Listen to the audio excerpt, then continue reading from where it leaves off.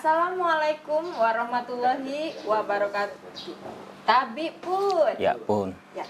Selamat malam pemirsa yang ada di rumah. Kembali lagi bersama saya Resna Indriani dalam acara dialog spesial yang tentunya kita menghadirkan bintang tamu juga yang sangat spesial. Kali ini saya bersama Bapak Tony dari anggota Dewan DPRD Kabupaten Lampung Tengah. Ya, Bapak Tony. Betul, Mbak. Bisa memperkenalkan diri dulu Pak kepada pemirsa yang ada di rumah. Ya. Oke, selamat malam, Tabik pun. Nama saya Tony Sastrajaya, SHMH, anggota DPRD Kabupaten Lampung Tengah, dari fraksi Demokrat. Dari fraksi Demokrat ya. Pada malam hari ini Pak, kita akan membahas tentang BPNT dan BLT ya. Yang terutama ya kita akan membahas dulu tentang BPNT. BPNT. Pak, BPNT itu apa sih sebenarnya? Oke. BPNT itu kepanjangan dari bantuan pangan non tunai. Bantuan pangan non tunai itu dari Kementerian Sosial. Itu bantuan pangan yang berupa bukan uang. Jadi dari Menteri Sosial akan mentransfer ke KKS. KKS itu nama kartu keluarga sejahtera. Orangnya namanya KPM. Jadi KPM itu mendapat untuk sekarang 200.000. Sebelumnya kurang lebih 3 bulan atau 4 bulan yang lalu 150, sekarang 200.000. Nah, masyarakat atau KPM itu tidak boleh ambil uang tunai. Dia harus mengambil sembako. Nah, ngambilnya di mana? Ngambilnya di e-warung. Ambil di e-warung dari KPM. KPM itu gesek ke e-warung. Nah, di e-warung itu baru PO pesan. Pesan apa aja sih yang diinginkan oleh KPM? Nah, itu dari itu pesan baru ngambilnya di warung itu. Ini berbentuk kartu. Bentuk kartu kata KKS namanya, kartu keluarga sejahtera itu. Jadi uang itu ditransfer ke KKS. Nah, yang nerimanya itu penerimanya itu KPM, keluarga penerima manfaat itu. Jadi dia tidak boleh ngambil uang rupiah. Dia memesan tuh apa aja sih yang memesan? Itu ada beberapa jenis, contoh beras, telur, kacang hijau, kentang, buah-buahan. Itu kurang lebih 5 macam itu. Nah, kriterianya untuk warga, syarat-syaratnya nih ya Pak tentunya untuk mendapatkan KKS itu sendiri itu bagaimana? Oke. Itu ada namanya muskel atau musyawarah kelurahan, atau musdas atau musyawarah desa. Kalau di kampung adalah musyawarah kampung, itu diadakan 3 bulan sekali. Siapa sih peserta musyawarah kelurahan atau KKM itu? Pak Lurah, kepala lingkungan atau bayan, tokoh masyarakat, tokoh agama. Nah, di situ mereka yang ngecek, mereka yang lihat, oh ini dapat dan tidak bisa orang kaya, tidak bisa pegawai negeri atau ASN, tidak bisa. Nah, dari itu 3 bulan sekali, 3 bulan sekali. Nah, dari pemerintah ada namanya pendamping. Dari pendamping juga ngecek, dia yang survei, oh benar nggak sih orang ini benar-benar dapat atau tidak. Bahasa kasarnya orang yang tidak mampu lah atau tidak bekerja. Tuh.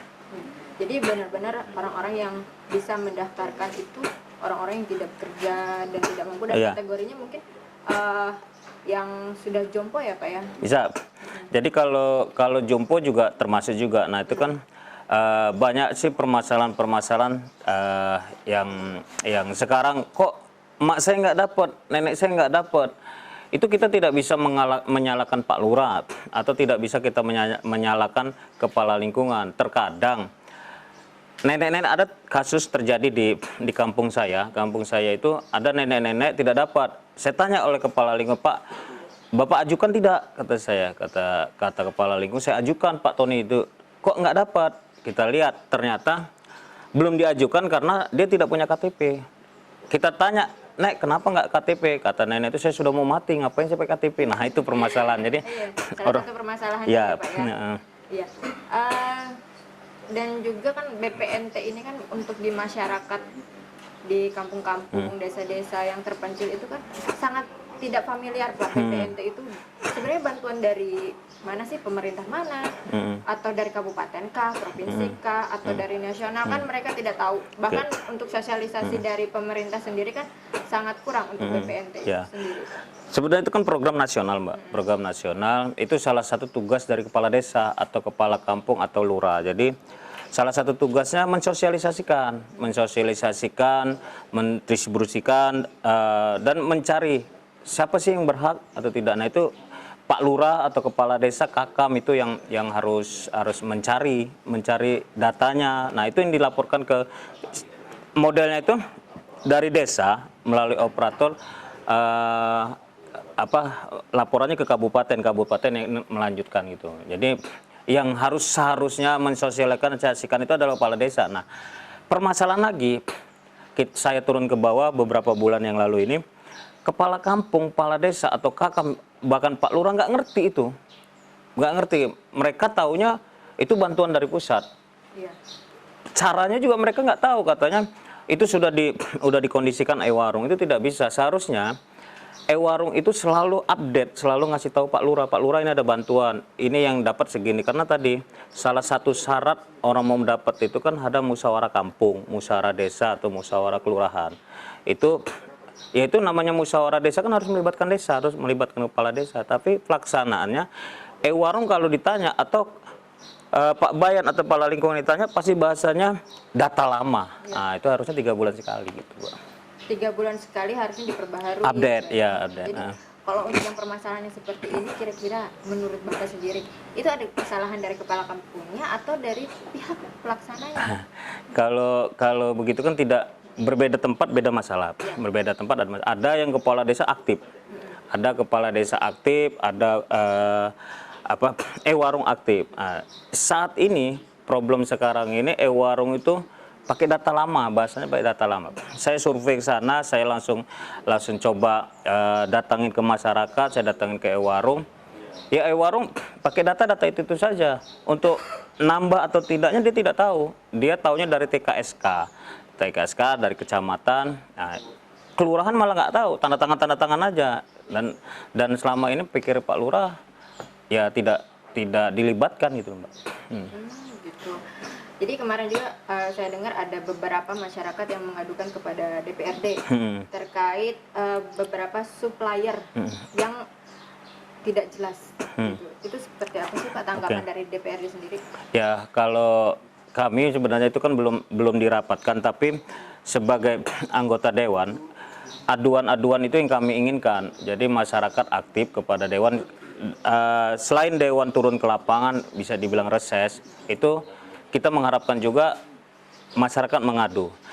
Seperti supplier atau orang ketiga. Jadi kan tadi saya bilang prosesnya dari KPM, keluarga penerima manfaat, gesek ke warung. E-warung baru pesan ke supplier. Nah, yang pertanyaan saya itu, supplier ini benar-benar supplier nggak? Saya turun ke lapangan ke e-warung. E-warung itu ada MOU ya, MOU ada beberapa kecamatan, bisa nanti saya tunjukkan.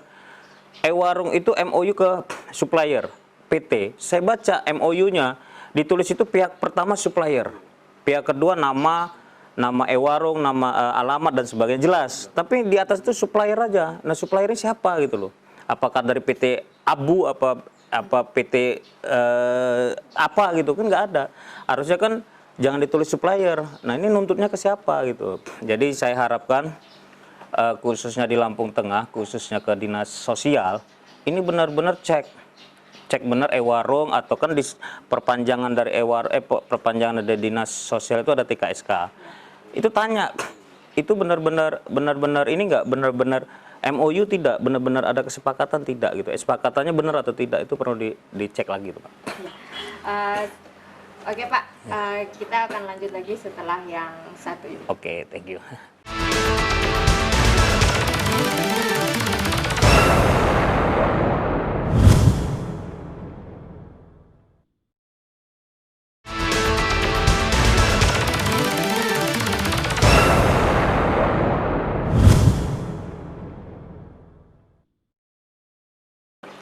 Ya, pemirsa yang ada di rumah, masih bersama saya Resna dan Pak Tony. Ya, Pak Tony masih melanjutkan membahas tentang BPNT dan yang belum selesai sih sebetulnya. Ya Pak, BPNT sendiri tadi kan sudah membahas tentang supplier yang tidak jelas dan juga beberapa ternyata memang harus diperbaharui selama 3 bulan. 3 bulan sekali ya. Nah, itu udah ketemu belum sih Pak titik jalurnya untuk kita menembus, mengadukan kepada siapa, terus siapa yang harus mempertanggungjawabkan ini sebenarnya kan bantuan-bantuan secara nasional ini kan memang harus ada pertanggungjawabannya sendiri kan, kepada pemerintah pusat gitu. Nah itu dari sikap Dewan sendiri gimana? Nah, jadi rencana kita akan panggil terutama yang berkompeten siapa sih yang ada di Lampung Tengah, itu seumpamanya dinas sosial, karena ini kan di bawah dinas sosial. Yang tepatnya ini sih sebenarnya Komisi 4 menangani sosial ini. Jadi kami juga masuk di Komisi 2 kaitan dengan pajak, terkaitan dengan karena pelaku usaha, supplier ini kan kita bilang adalah sebagian pelaku usaha. Jadi bisa kita panggil juga, kita panggil bagaimana ini pertanggungjawabannya. Banyak tadi contoh-contoh menurut kami tanda kutip sepertinya ada kecurangannya. Kenapa tadi saya kasih contoh, ada suatu daerah tulisannya hanya supplier. Ini ada apa gitu pertanyaannya.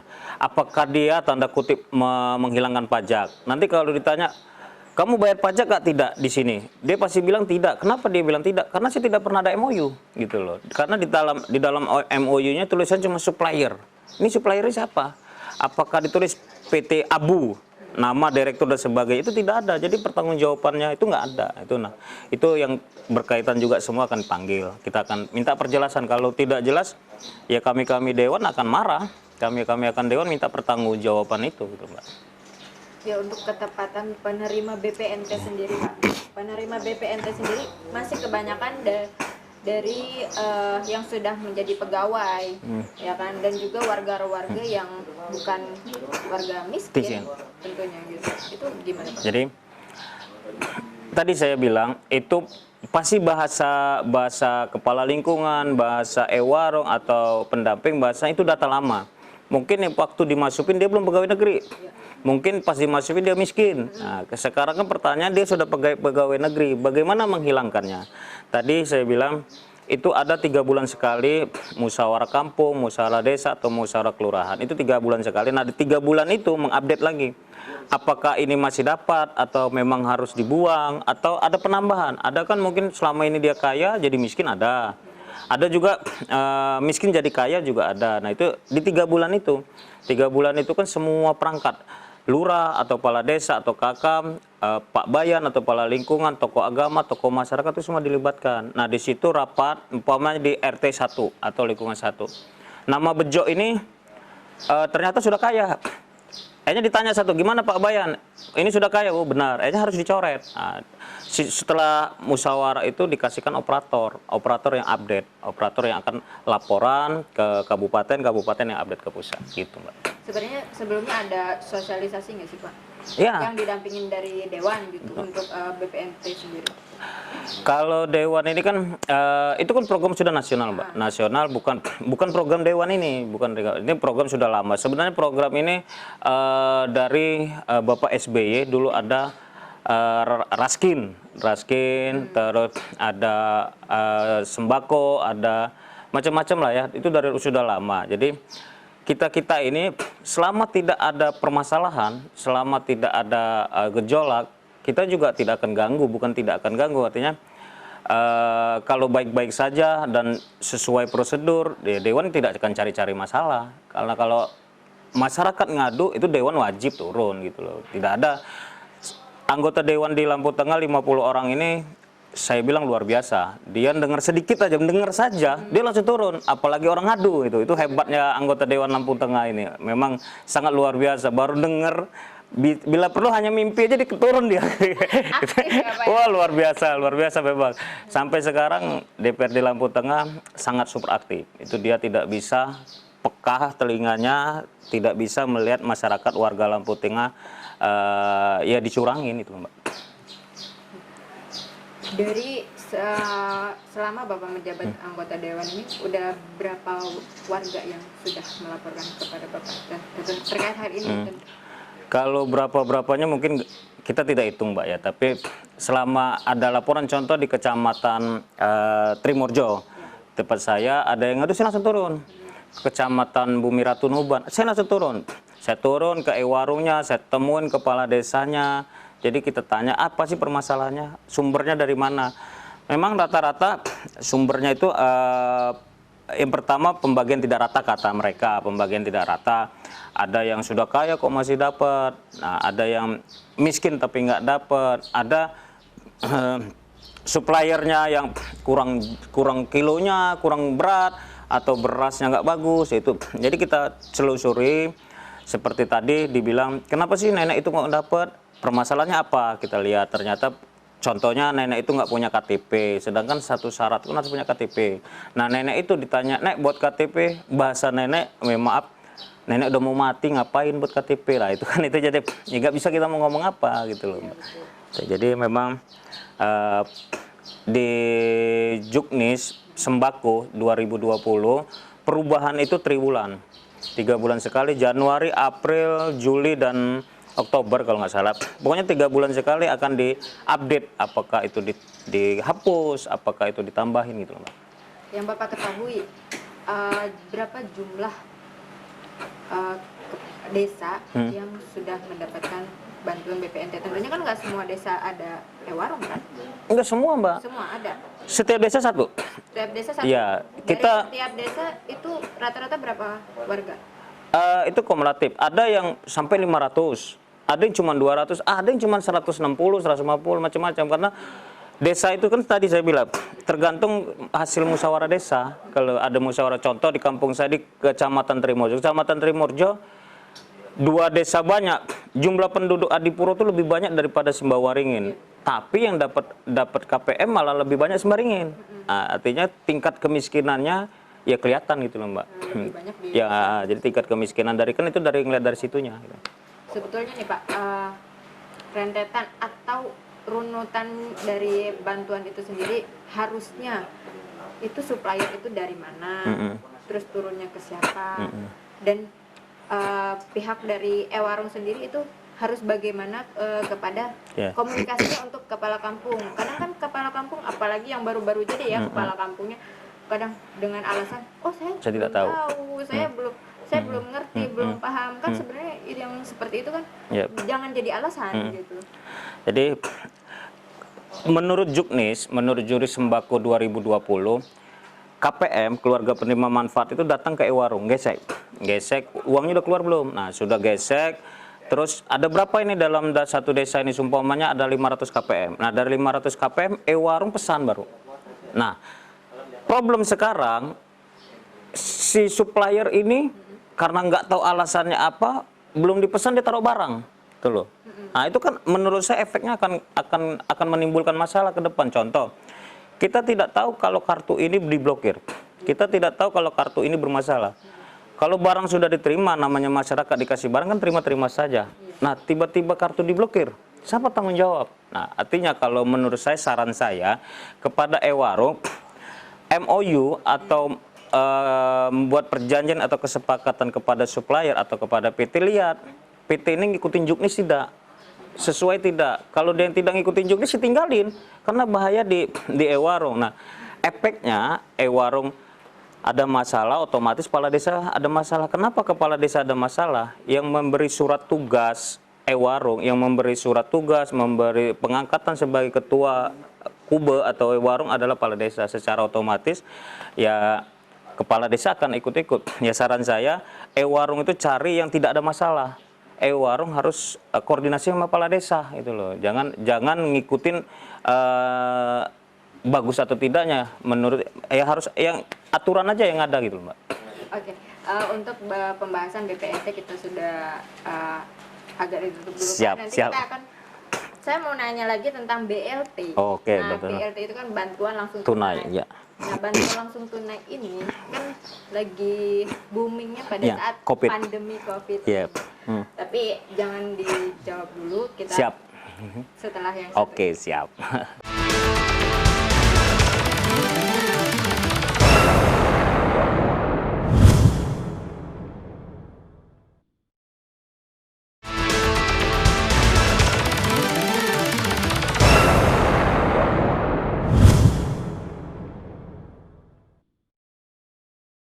Oh iya Pak, ini kan tadi kan membahas tentang supplier yang memang kebanyakan itu kita tidak tahu ya sumbernya dari mana.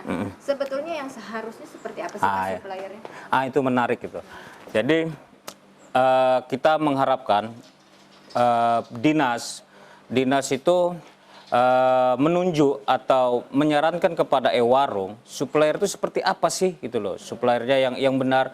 Jadi dinas itu atau TKSK yang di bawah benar-benar disurvei gitu loh, bahwa benar-benar nggak supplier itu PT atau CP sesuai seperti perizinannya. Bagaimana MOU-nya itu kan banyak, menurut saya turun ke bawah, tadi saya bilang MOU-nya itu berantakan antara e-warung dengan supplier. Itu dilihat. Ini ada lagi yang lucu. Bulan ini PO atau pesanan itu belum ada, tapi kok supplier ngirim gitu loh. Itu kan perlu dipertanyakan. Seperti bulan ini sudah dikirim barang, sedangkan uang itu belum ada. KPM itu belum ada uangnya, belum ada isinya. Seharusnya prosedurnya itu kan KPM gesek ke e-warung. Sudah tahu jumlahnya, baru e-warung pesan. Ini belum dipesan, uang belum ada, barang sudah nyampe. Apakah nanti nggak jadi masalah? Pasti jadi masalah. Kenapa? Kita nggak tahu kalau KPM itu diblokir, uang itu tidak ada gitu loh. Nah, saya berharap untuk dinas khususnya sosial turun benar, cek benar ini supplier ini seperti apa, perjanjian. Ada lagi MOU ke e-warung yang tanda tangan PT atau CP itu supir, bukan direktur utama. Ini saya sampaikan gitu loh, biar didengar semua bahwa ini tidak benar. Masa tanda tangan PT atau CP mewakili supplier yang tanda tangan supirnya. Saya berharap ya direkturnya. Untuk apa? Untuk pertanggungjawabannya gitu loh. Pertanggungjawabannya itu kalau ada masalah seperti beras busuk, seperti telur busuk, dia nuntutnya ke siapa gitu loh, ke PT abal-abal. Nah, jadi kita berharap kepada pemerintah benar-benar turun, benar-benar cek itu supplier, bayar pajak enggak, bayar BPJS tidak, tenaga kerja. Nah, itu yang saya inginkan gitu loh, Mbak. Untuk sebagai contoh yang Bapak ketahui sendiri gitu, supplier yang misalnya Bapak punya kenalan PT apa nih yang memenuhi syarat tersebut itu? Nah, kalau itu nanti disangka iklan. Yang jelas hari ini saya turun ke bawah di dapil saya seperti di Punggur. Punggur hari ini supplier itu taruh barang, sedangkan belum ada uangnya gitu loh, Mbak. Nah, bagaimana kalau ini masalah tiba-tiba uang keblokir? Kalau masyarakat ini dikasih terima-terima aja. Nah, kalau sumpahnya uang keblokir yang bayar siapa gitu loh. Di daerah lain juga ada. Seperti di informasi, saya juga belum lihat satu, tapi saya dapat informasi di daerah dapil saya, Bumi Ratu Nuban, itu hari ini sudah turun barang. Sedangkan e-warung aja belum tahu uangnya masuk belum gitu. KPM belum gesek. Kan menurut Juknis itu KPM gesek ke e-warung, tahu jumlahnya berapa yang gesek, berapa KPM, ada 300k atau 500k atau 200k. Nah, itu dari jumlah itu baru PO pesan. Nah, ini pesan belum, barang sudah ada. Tanda kutip kita ini ada apa gitu loh. Apakah ketakutan kalau suppliernya takut digeser? Kalau dia PT itu benar, PT itu sesuai standar, nggak usah takut lah. Ini pasar bebas. Yang penting prosedur ada gitu loh, Mbak. Yang penting sesuai ya Pak ya? Sesuai. Ya. Pak, BLT sendiri kan ini lagi boomingnya pada saat pandemi COVID. Betul, Pandemi betul. COVID sendiri itu sebenarnya kan sebelumnya sudah ada. Tapi dinaikkan nominalnya. Nominal. Itu bagaimana nih Pak? Jadi memang ini program dari pemerintah pusat, BLT sampai 600.000 karena ini salah satu untuk membantu masyarakat yang berdampak. Ada yang berdampak langsung dan tidak langsung. Ya, banyak tadi saya bilang seperti BPNT tadi, pasti ada namanya permasalahan dan ketidaksukaan, namanya bantuan. Iya, betul. Namanya bantuan itu semua orang pasti menginginkan, namanya bantuan itu semua orang pasti meminta gitu loh. Tapi kan syarat-syarat kan harus didepanin itu loh, Mbak. Ya. Nah, BLT sendiri, BLT ini kan baru turun yang kedua kali Ya, Pak. okay. Baru yang turun yang kedua kali, tapi sudah banyak permasalahan yang muncul di masyarakat. Betul. Yang pertama, kan ada masyarakat yang ada bantuan PKH juga nih Betul. Pak. Nah, bantuan PKH yang tidak mendapat bantuan PKH itu tidak mendapatkan bantuan BLT, sedangkan pada kenyataannya di masyarakat itu yang menerima bantuan PKH itu tidak menerima. Betul. Dan pada saat didaftarkan di BLT itu Betul. tidak bisa didaftarkan. Itu bagaimana Pak? Oke. Yang menerima BLT itu dia tidak boleh terima kalau dia sudah dapat PKH. Jadi permasalahannya itu terkadang tidak kompak antara pendamping. Itu kan ada pendamping Mbak dari pemerintah, itu pendamping, dia ngecek survei. Nah, seharusnya pendamping itu cek, oh dia ini sudah dapat PKH, tidak perlu lagi dimasukin. Terkadang kalau dia dimasukin itu akan ada double data itu tidak boleh. Jadi ya itu tadi yang didapat BLT itu tidak dapat bantuan PKH, tidak dapat pembagian BPNT gitu Mbak. Jadi harus benar-benar musyawarah desa, musyawarah kampung, musyawarah kelurahan itu benar-benar harus dihidupkan itu. Ya. Tapi kan rata-rata memang Pak, kebanyakan memangnya kalau misalnya dari pihak desa ada nenek-nenek lumpo yang memang tidak memiliki KTP, apakah mereka tidak mengusulkan sendiri untuk membuatkan KTP gitu, jalan sendiri gitu, inisiatif, walaupun si nenek itu bilang saya juga sebentar lagi sudah ada gitu kan, gitu.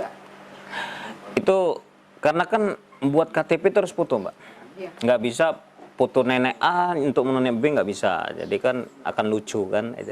Ya memang syaratnya dia harus datang, nah tapi itu permasalahannya si nenek-nenek ini tidak mau gitu loh Mbak, nenek-nenek ini nggak mau, jadi permasalahan. Jadi terkadang sampai keluarganya, anaknya atau cucunya marah kepada kepala lingkungan. Nah itu kita harus luruskan. Yang menentukan itu bukan kepala lingkungan, Mbak. Yang menentukan itu bukan kepala lingkungan, yang menentukan itu hasil rapat, hasil musyawarah. Tapi memang yang ngajukan kepala lingkungan. Bolehlah keluarganya nanya kepada kepala lingkungan, Pak ini sudah diajukan belum nenek saya, udah diajukan belum orang tua saya. Itu boleh nanya. Tapi sekali lagi yang menentukan bukan kepala lingkungan ya atau kepala dusun, yang menentukan hasil rapat itu. Jadi kalau yang sumpahnya sudah ada namanya ya harus dipilih salah satu. Dia mau dapat BLT atau PKH gitu. Kalau dia mau ambil BLT, ambil PKH dibuang, ganti gitu loh. Kalau dia mau ambil PKH, BLT dipindahkan. Ada lagi permasalahan yang saya sampaikan, sumpamanya nama si laki-lakinya Bejo, nama perempuannya Tini. Tiba-tiba yang dapat nama Bejo ini meninggal. Siapa yang dapat? Ya kan?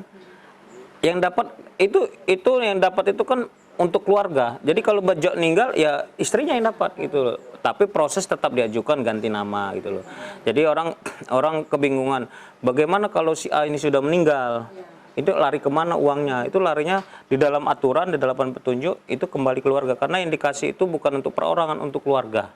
Gitu loh Mbak. Jadi itu satu keluarga satu kakak. Jadi ya tidak bisa dalam satu keluarga ini Bejo dan Tini dapat suami istri, harus satu aja. Kalau suaminya meninggal istrinya, atau istrinya meninggal suaminya gitu. Begitu.